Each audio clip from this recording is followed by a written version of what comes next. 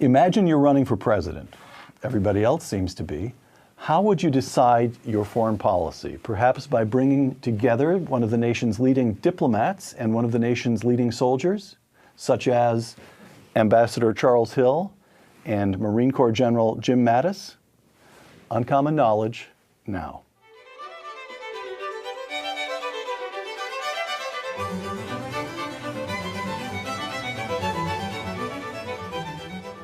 Welcome to Uncommon Knowledge. I'm Peter Robinson. A career Foreign Service officer, Charles Hill served as an advisor to Secretaries of State Henry Kissinger and George Shultz. After leaving the State Department, Ambassador Hill served as an advisor to United Nations General Secretary Boutros Boutros-Ghali. Now a fellow at the Hoover Institution, Ambassador Hill is also the diplomat in residence at Yale, where he teaches a seminar, legendary in Yale circles, entitled Studies in Grand Strategy. James Mattis enlisted in the United States Marine Corps in 1969, and by the time he retired as a full general in 2013, he had led soldiers in combat in Iraq during the Persian Gulf War, in Afghanistan, and in Iraq once again during the Iraq War. He had also served as NATO's Supreme Allied Commander for Transformation and as commander of the United States Central Command, where he was responsible for the Middle East, North Africa, and Central Asia. General Mattis, like Ambassador Hill, is now a fellow at the Hoover Institution. Charlie and Jim, welcome. Okay, since everybody else is doing it, I've decided to run for president. Now, I have phone calls to make and money to raise. Time is limited. Just tell me what I need to know about the world, would you please? We begin where we more or less have to begin. We're shooting this the week that President Obama announced that he and 5 other nations have reached a nuclear deal with Iran. 2 quotations, New York Times editorial board. Quote, "The final deal does what no amount of vague threats had managed to do before. It puts strong, verifiable limits on Iran's ability to develop a nuclear weapon," close quote. The Wall Street Journal editorial board, quote, "The agreement all but guarantees that Tehran will eventually become a nuclear power while limiting the ability of a future president to prevent it," close quote. Good deal or bad deal, Charlie? The first thing, since you're running for president, is to know that the international system is coming apart. It's a global matter. We can get into that later, yes, as you might wish. This agreement fits into that. It is really perhaps... Fits into an overall disintegration. Overall disintegration. It is perhaps the most astonishing shift in international politics and security in modern diplomatic history. It is strategically dangerous. Iran has been an enemy of this international system since it became the Islamic Republic of Iran in 1979. It has been a relentless, deceptive, deceitful, anti-world order regime. Its record is consistent. It's never wavered from it. Its enemy is America, death to America. And what has just happened is that the United States has just handed over its leading role in the Middle East to Iran and provided a kind of dowry to go along with it, as the U.S. seems to be leaving this region in the way it has been in a leading role before. By a dowry, you mean we lift the sanctions and they start making money, cash right away. Right. It comes with a big package that will ensure that Iran will become almost certainly the leading power in the region for the foreseeable future, or the near future anyway. Others will challenge it. It is going to make Iran a major power internationally if it goes on the way it appears to go now. Jim, you warned me that you didn't want to talk about the deal until you'd had a chance to read all 159 pages, all 5 appendices, and look at what various people were saying. Fine, fair enough. You have standards. I understand. Let me give you a quotation, though, on which I would like you to comment. Frederick Kagan in the Wall Street Journal, quote, "The deal commits the West to removing almost all sanctions on Iran, including most of those imposed to reduce terrorism or to prevent weapons proliferation. That is, it's not just a nuclear deal. We don't just lift those sanctions. We lift almost all sanctions on Iran. Thus, the agreement ensures that Iran will be able to expand its conventional military capabilities as much as the regime pleases, close quote. You know something about their conventional military capabilities and how they've used it. What do you think about that? How have they, Charlie just said their record is consistent. How have you experienced it? The Iranians, as Henry Kissinger has said very clearly, are not conducting themselves as a nation state. They're conducting themselves as a revolutionary cause. So as we look at them in their nation state role, we have to consider their capabilities. In this case, in this negotiation, we are aware that there are numerous threats that emanate from Iran, but we voluntarily limited the negotiation to one alone, the latent nuclear weapons program. Right. There's also a counter-maritime threat, there's a cyber threat, there's a ballistic missile threat, then there's one you could call Quds Force, MOIS, surrogates, proxies like Lebanese Hezbollah, terrorism. And we intentionally, to address what the Americans believed was the most significant threat, limited the discussion, the negotiation to one, but you cannot limit the implications to one alone. So we removed all of the sanctions, and now those other regionally destabilizing threats are certainly subject to being reinforced with some of the benefits of this negotiation. Whether it's a good framework for the future or not will come out in the execution of it. However, there's certainly a lot of aspects of it that put us in a less favorable position. But we'll have to see if in the long run the squeeze is worth the juice, basically, and we'll just have to watch for that. And the next administration will have something to say about it. One point I would make up front, though, is the sanctions are over. They're done. It doesn't matter what the U.S. Congress does. The sanctions are off. What can the U.S. Congress do? It's only been a couple days, and I've had other things to do because, as I said, I'm running for president. But I've been trying to figure out how it is that this can be treated as anything other than a treaty. This is surely the most significant arrangement, deal, I'm trying to avoid the word treaty, that we've entered into with another country in, what, at least a couple of decades, I would imagine. And Congress doesn't, tell me how this happens. This process that was arranged for the 60 days. Congress gets 60 days. Will go forward. Right. As you're suggesting, I agree that there's almost no way that that is going to do other than have a lot of animosity in Washington when the August recess is over.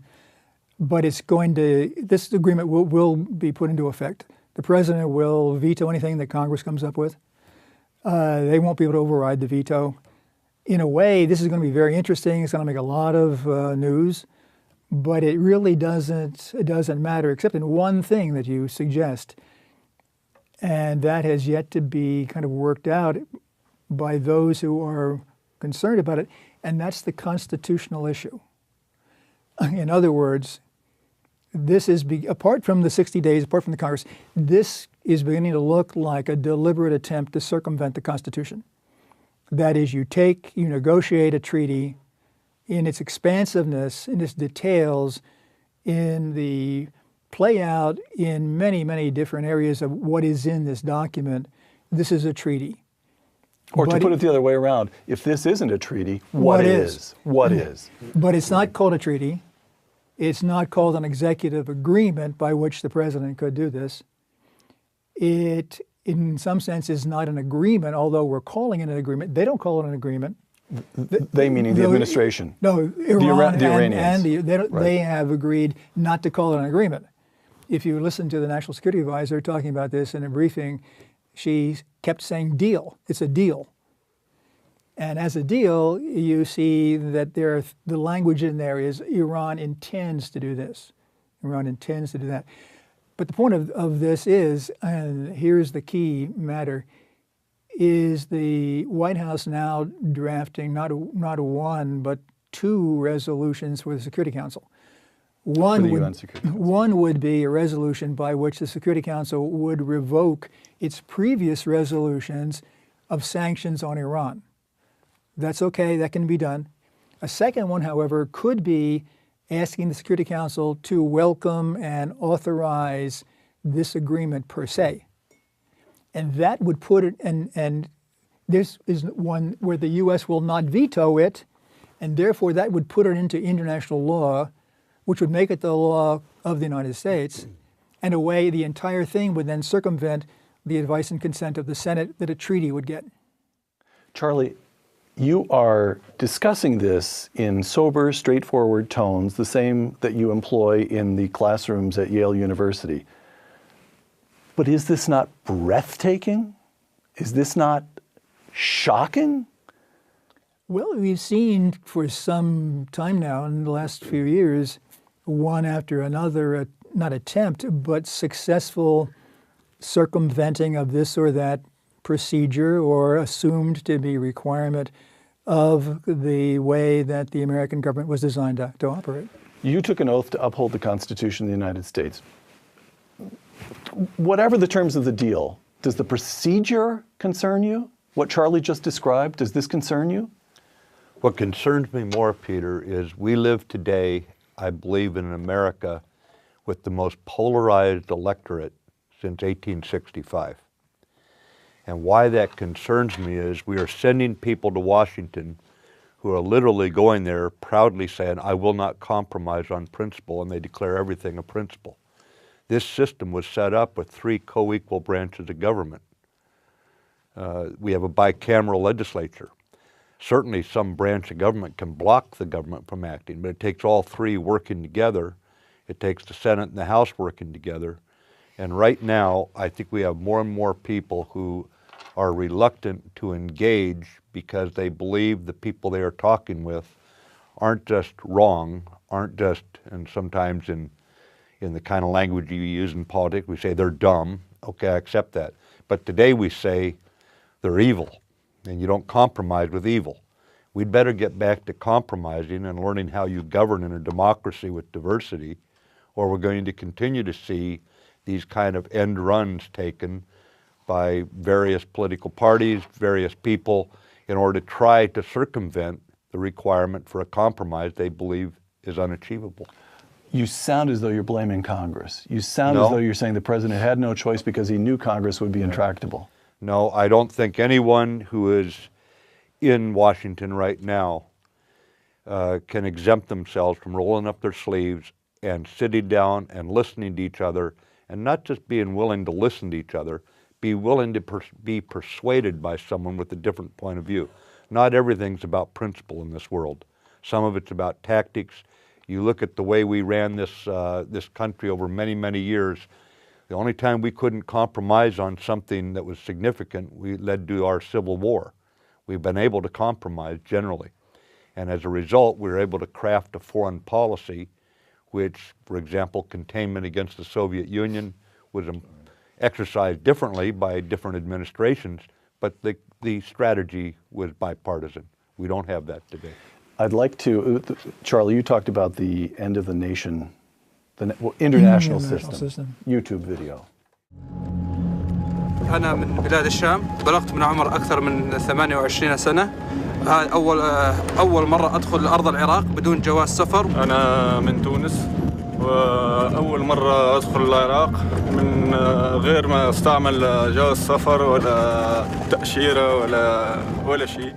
All right, so what you've got there is ISIS putting up a video on YouTube proudly proclaiming the obliteration, in effect, of an international border, international borders. They want a caliphate, they want to eliminate international borders, and the significance of this is? This is exactly, it goes to the heart of what we're talking about here, and it couldn't be more appropriate. In another event, another report, I heard one of those fighters answering a question from a reporter, what do you want? What are you doing? And the answer was, we are against countries. We're against countries. There's got to be a universal one world rule, and it's got to be that of the Islamists.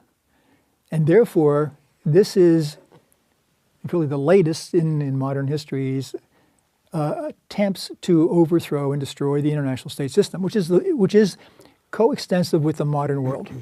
It's about 350 years, 400 years old, and it's the way the world has agreed, the nations of the world have agreed to try to work together in a cooperative way. That the fundamental unit of diplomacy is the professional nation. militaries. Right. These are all part of one. It's a very simple system. And the fact that it is simple has enabled it to become worldwide, because you can join it and not give up your own culture, your own politics, your own language, your own religion. You just have to abide by the few things, international law, be a state, and you're in the system. So here we have an ideology, and it's a religious-driven ideology, which means it's political. It isn't really Islam. It's a politicized ideological form of religion that is saying it's against the entirety of the way the world works. It's against the world order. And Iran is on it. The unusual thing about Iran, which is really significant and not really recognized outside of Iran, is that uniquely it is both inside the international state system and its enemy. When the Ayatollah Khomeini, his revolution, took over Iran in '79, he stepped into the legitimate, diplomatically recognized state of Iran and took the seats at the UN and began to act in some sense as a legitimate member of the system. At the same time, their ideology and their practice was terrorism, and to oppose that system and to try to tear it down at every possible occasion. So they have been able to use this back and forth, and they go in one direction, one side of the fence when it suits their purposes, and then they'll come to the other side and say, "Oh no, you can't do that because we're a legitimate state." So, and there's no other state really that's like that. Okay, so if I were a political candidate, I'd say, well, this is all very alarming and really quite heavy, unsuitable for speeches, and there must be a way of lightening it up and finding a way out, and here's the way. And President Obama has not done that bad a job. By progressively disengaging from the region and making it clear that we were going to bear as little of the burden in the Middle East as possible, he has more or less forced the hands of Egypt, where President Sisi he's attacked ISIS in Libya after they slaughtered some Egyptians. He's forced the hand of the Saudis, who are bombing Yemen. He's forced the hand of Jordan, where the king himself suited up and flew a combat mission attacking ISIS after they burned a captured Jordanian pilot alive. So that's good news. They're finally fighting their own fight.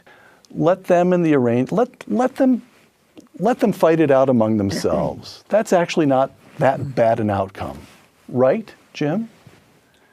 The generation coming home from World War II learned when America loses interest in the international community, the outcome is horrific.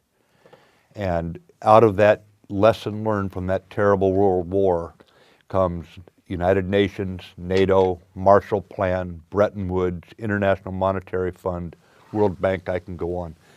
But that system is not self-sustaining. It demands tending. And right now, by not tending to it, we watch three fundamental attacks on the state system gaining momentum. Russia wants a veto authority over the diplomatic, economic, and security interests of the nations in the former Soviet Union. We see that loud and clear in the Ukraine when they tried to edge closer to the EU economically.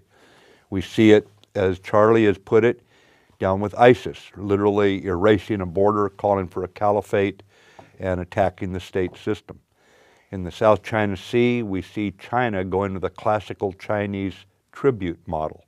Pay respect, but they too want that same veto authority over the near abroad for them. In South China Sea, they want to say, these are the ways that you will conduct your diplomatic, your economic, your security matters.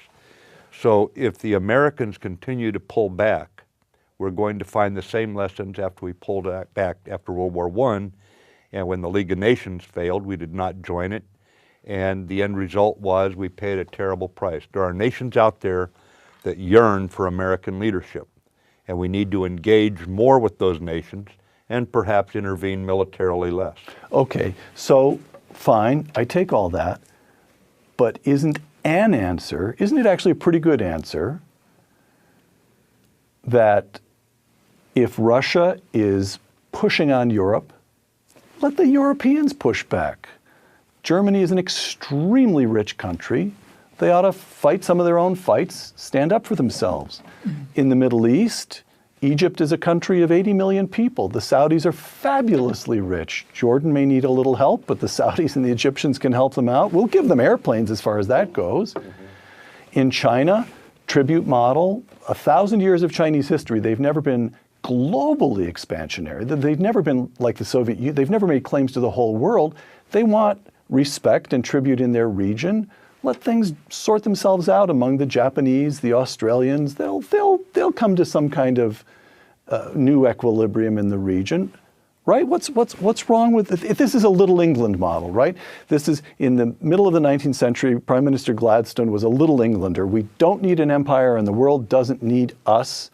And eventually, the Little Englanders won in the 20th century, and England disengaged, and England's a fine, prosperous country. What's wrong with Little America, Charlie? In your example would be as in before we got into World War II, saying we're not going to get into it because that would be the wise course, and it will encourage the Danes and the Dutch and the Belgians and the Filipinos and the Cambodians to fight this fight themselves, and we'll buck them up that way. So there's that fallacy in all of this, but this is not that kind of thing anyway. I mean, this is something which is an ideology which is of the kind which is horizontal. States are vertical. The ideology cuts across the state and it's universal. And in the Middle East and elsewhere, I think in populations in Europe and in North America too, in Southeast Asia, there is a constant sense of who's going to win this thing. And what is this thing? This thing is the international order. And when you see the U.S.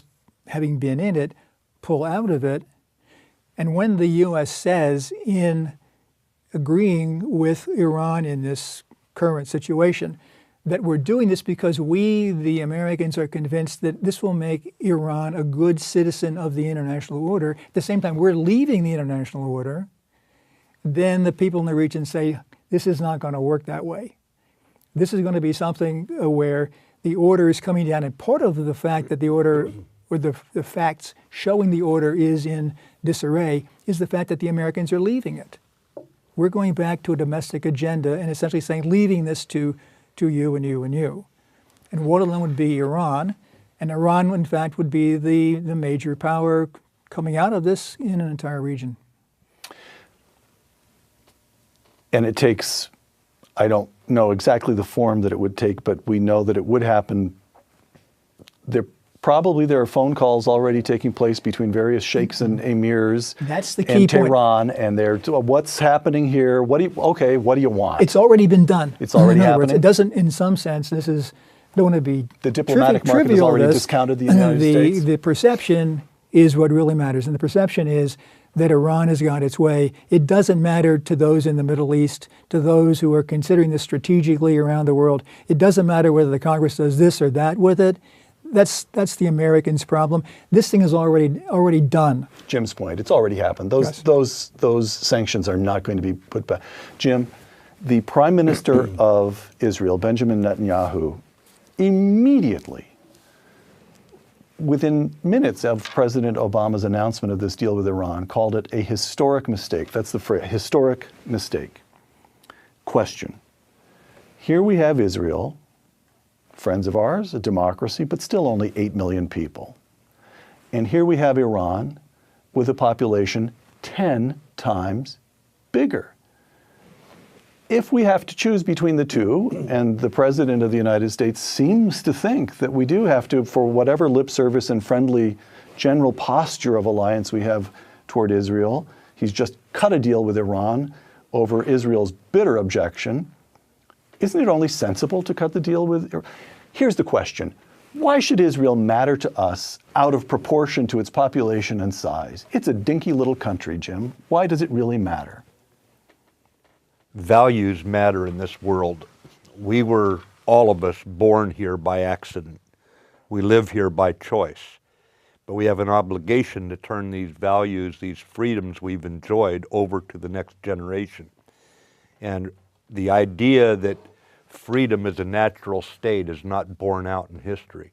You're going to have to defend freedom, and you don't defend freedom by waiting until it's arrived on our shores. FDR can tell you the penalty for that from Pearl Harbor, as we watched the fascists flatten France and bombing England and all, and we stayed on the outside for a long time. Like-minded nations that stand for liberal values, they're going to have to band together and protect each other. And if you want a friend when you're in trouble, then you're going to have to be a friend to them when they're in trouble. You subscribe to that? What you have just enunciated is the growing line of those who see that established systems internationally are coming apart. They are saying to themselves, what's going to follow that? What will follow that will be what you described, and that will be hierarchical. That is where you eliminate things like this, and you do say, look, this is a big country, you're a little country. This in Thucydides is the Melian dialogue. The Athenians, in their most awful imperial style, come to the island of Melos and they say, you're little, we're big, we're strong, you're weak. Doesn't it just stand to reason you do what we say? And if you don't do what we say, we're going to slaughter you all. And we can now begin to see some of this coming out particularly in China, among scholars and serious people, very smart, academic, serious people who are sensing that the world order that China came into in the modern era is not permanent. We're not in some kind of Whig form of history that just gets better and better and better as it goes along, and it's not stable Francis forever. Fukuyama is simply mistaken. Yes. Democracy and free markets are not an end state of history. They're not if they're not upheld. Got it. So with this, we're seeing in the Chinese kind of scholarly, semi-scholarly articles talking about what will be the next form of international organization, and it will be hierarchical. Confucius, in a sense. That is, I'm up, you're down, I'm stronger, you're weaker, I'm the daddy, you're the baby, and here's how we'll run things. The idea of the doctrine, which we now are in, of the, at least juridically, of the equality of states, to them is looking more and more ridiculous. All right. Jim, you joined the Marine Corps in 1969, as I recall. So you became a Marine while we were still in Vietnam. 10 years later, you were a senior figure, 1979, in the Marine Corps, when we had spent, in some ways, a decade in retreat, or at least the Soviet Union had spent a decade. Well, as a captain, as a company commander, Company not commander. too senior. Okay, well, I would have saluted you. So 79, you see our hostages taken in Iran. The Soviet Union by then has spent the 70s building a deep water navy. They're all over the world. Mm-hmm. And then we've got the situation today. What's the most dangerous? I'm asking you from your own experience. I think there's different ways to rack and stack various dangers, but I would certainly include the American economic revival, and the bottom line is the lack of fiscal sustainability of our current governmental spending as probably the most key national security concern, because no nation in history has maintained its military power if it didn't keep its fiscal house in order. So how you unleash the American economic recovery so that we get solvency and security both as a result is critical. And then you can rack and stack from Russia with a significant nuclear overtone to what we're hearing out of Putin, to the cyber threats that we're all aware of today. And certainly at the same time, we have to manage our relationship with China in a way that the competition does not go military. There's lesser threats, Iran, ISIS, North Korea, but this is something that demands traditional diplomacy. It means we've got to engage constantly. It doesn't mean we have to send invading armies everywhere, but it requires a strategic appreciation of the situation. We have a strategic atrophy in this country today. We have atrophied our strategic thinking. We have very little ends, ways, and means coming out of Washington, D.C. That could be because our lack of historic understanding because of the way we're teaching in schools today. It could be we just don't reward strategic thinking anymore in a government. But for whatever reason, there is a lack of strategic thinking today inside the government processes, and if you don't get that straight, you'll lose your diplomats and soldiers' lives, you'll lose your treasury, and you'll lose your moral credibility in the process. Two quotations. Excuse me, let me set it up a little bit. You're both saying that the United States has that it's us or disorder, it's us or chaos, it's us or war is in what really, in some way, what you're saying here. And you know, that's a pretty striking formulation. So two quotations. Here's Ronald Reagan in 1983, quote, "I've always believed that some divine plan placed this great continent here between the oceans to be found by people who had a special love for freedom, that this blessed land was set apart in a special way," close quote. President Barack Obama in 2012. I believe in American exceptionalism, just as I suspect that the Brits believe in British exceptionalism and the Greeks believe in Greek exceptionalism, close quote. The United States, I'm just asking what it feels like to you. The United States, a nation set apart or just another country? Well, I think all you'd have to do to answer that question, Peter, is take the Border Patrol away from the borders and let the free market of people go wherever they wish to in this world and watch tens of millions come running to America.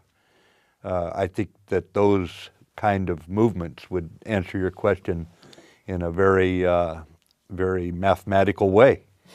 But I think that we do forget at times, those of us so lucky to live here, and that can be whether you're the President of the United States or you're a kid growing up on the Columbia River, that we are a very special place. We come to take it for granted, and we don't realize just how fortunate we are.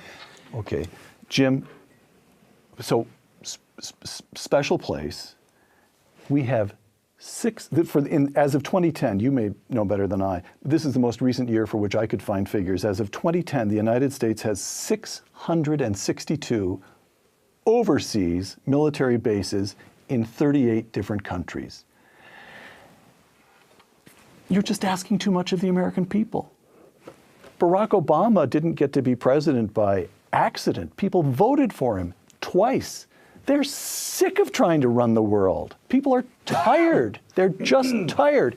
And you are just asking too much. How do you answer that? Well, first of all, I think that engaging with the world does not require some set piece involvement in the world with tens of thousands of troops. And some of those bases, let's be honest here, there are a half dozen Marines guarding an embassy somewhere. That's hardly an onerous, so be careful with which statistics you use.